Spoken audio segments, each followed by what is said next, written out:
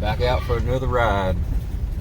Last time I parked at the duck pond, or the goose pond wildlife area up here at Cave Run. Rode up Clack Mountain Road, the Clearfield Trail, and when I got to the top there was all kinds of loop trails.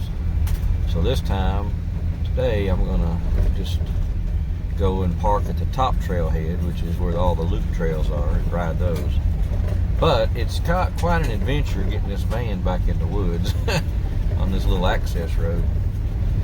It's going good, but it's tight in a few places because the limbs are low and what have you. Might have to add a chainsaw to my van kit.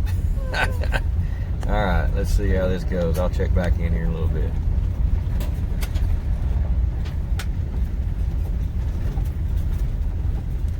So I just remembered and noticed that I'm actually running parallel to the Shuttling Trace right now. It come up off the mountain there, and it's up on the hill here. There's a couple places I saw the trail and I saw the trail markers. So, and actually I think where I'm going, and I parked down here, you actually ride on the Shuttling Trace, so that's pretty cool.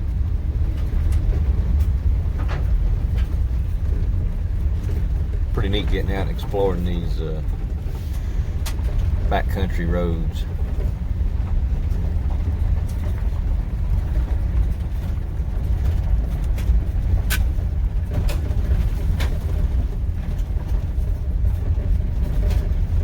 Alright, so I got to the trailhead. This is where I came last time. It took me 6 miles, I think, to get to this point. Came up this road, and then I rode down this road, all these loops. There's the Shuttling Trace. Another vehicle here from New York. Probably hikers. So, getting everything all set up. It's kind of a bit of a overcast day. But it's a little cool, maybe 60-ish, 65 maybe. It's good mountain bike weather. So, get all set up. Got my new tire. Didn't get the back one yet, so. Alright, here we go. So, my trip didn't go quite as planned. And that's fine. Let me tell you a story. So, when in the last clip, you saw I was at the trailhead. And I had the bike out, was ready to go. I slammed the door on the van.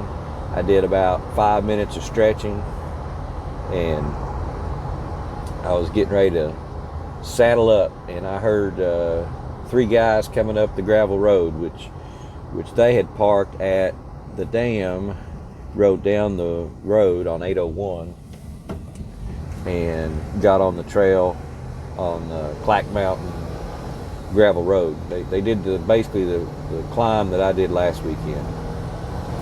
So they did that climb. They rolled up on the trailhead where I was at, and we chit-chatted and talked, and it was Keen, Brad, and Matt, I think.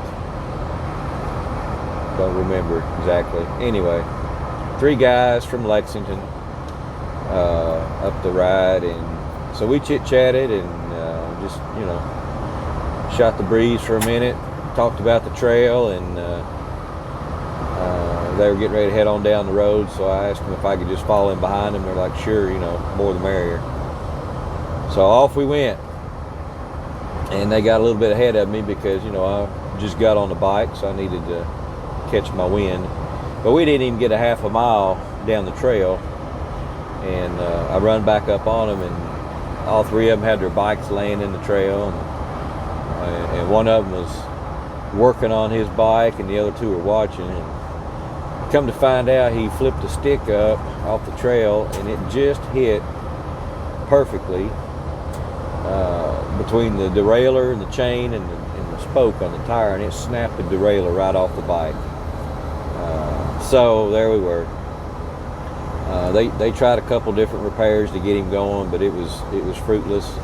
He was basically going to have to walk. So they were, I would guesstimate 12 miles from their vehicle at the complete apex of their trip. Completely couldn't get any further from the vehicle if they went in either direction.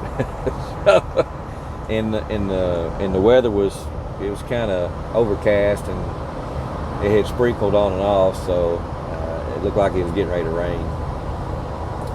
And so they were going to just walk the bike back. I'm like, hey guys, that's not that great a plan. I mean, if that's what you want to do, fire on it, but I'll be willing to offer you a ride.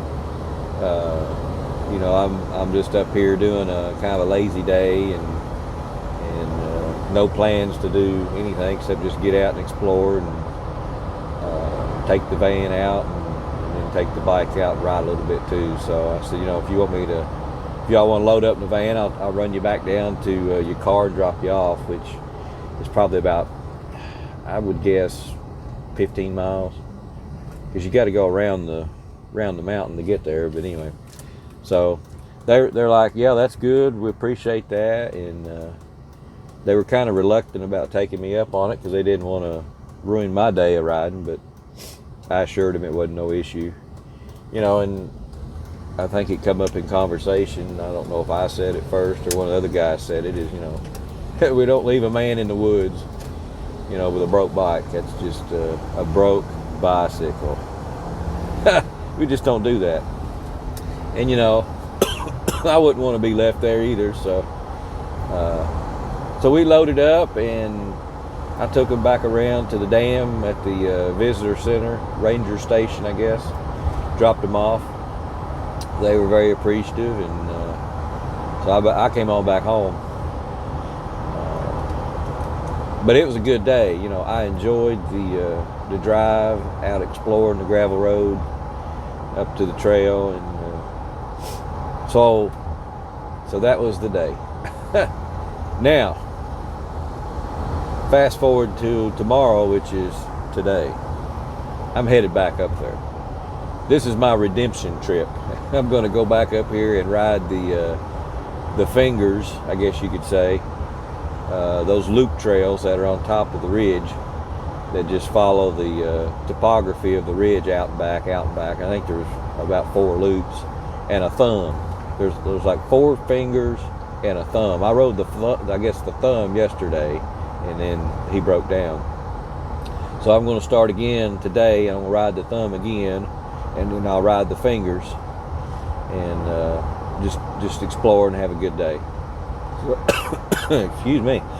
Get choked up. Anyway, there you go. All right. It's going much better today. Sun is out, and I'm about 4.5 miles in. I've been riding these loops, or the fingers they call them. I rode the thumb first. Now I'm on the fingers.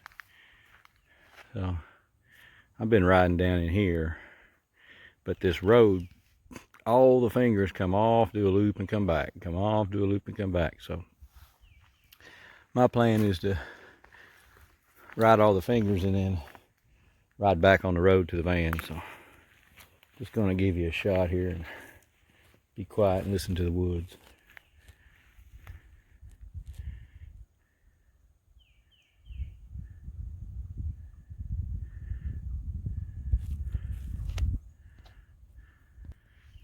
There you go. Catch you later.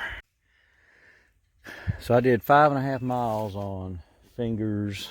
Loop 3 was the last one I did out this way. Headed back to the truck, or the van. I passed this. It says Limestone Knob, elevation 1435 feet, highest point in Round County. But check this out. Look back there. Got a feeling a storm's fixing to bear down on me.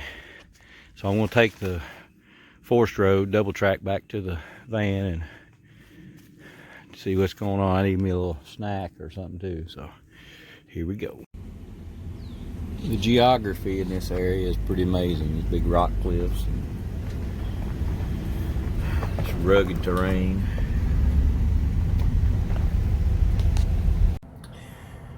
Nothing like a post ride veggie sub.